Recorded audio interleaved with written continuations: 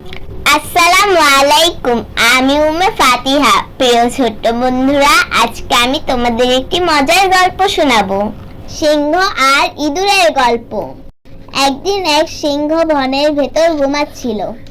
হঠাৎ এক ছোট্ট ইঁদুর দৌড়ে গিয়ে সিংহের শরীরের ওপর দিয়ে চলে গেল। সিংহ তো প্রচন্ড লেগে গেল। খপ করে ইঁদুরটাকে ধরলো। সে গর্জন করে বলল, তোর এত বড় সাহস, তোকে আমি এখনই খেয়ে ফেলবো। ইঁদুর কাঁদতে লাগলো। কাঁদতে কাঁদতে বলল, হে মহারাজ, আমাকে মাফ করে দিন। হয়তো একদিন আমি আপনাকে উপকার করতে পারবো। সিংহ অবাক হয়ে হাসলো। আরে আরে তুই এত ছোট, তুই আবার আমার কি উপকার করবি? ইঁদুর ভয়ে ভয়ে বলতে লাগলো, মহারাজ, কোনো সময় আপনার বিপদে আমার সহযোগিতা আপনাকে লাগতে পারে। সিংহর একটু মায়া হলো। এরপর সিংহ তাকে ছেড়ে দিল। কিছুদিন পর সিংহ এক শিকারীর জালে ধরা পড়ল। সে প্রথমে অনেকের সহযোগিতা চাইল। এরপর সে জোরে গর্জন করতে লাগলো, কিন্তু কেউ তাকে সাহায্য করতে এগিয়ে আসলো না। ঠিক তখনই সেই ছোট্ট ইঁদুর এসে তার সামনে দাঁড়ালো।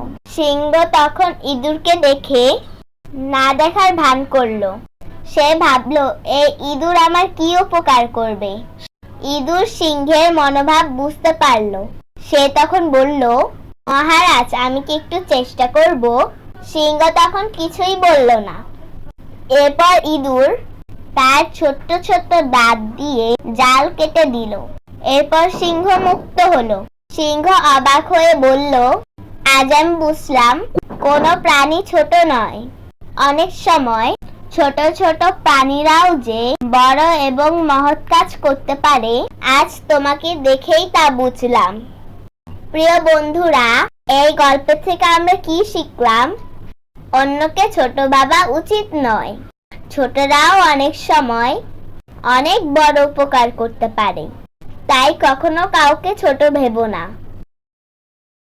ভালো ভাববে, ভালো থাকবে। আল্লাহ হাফেজ।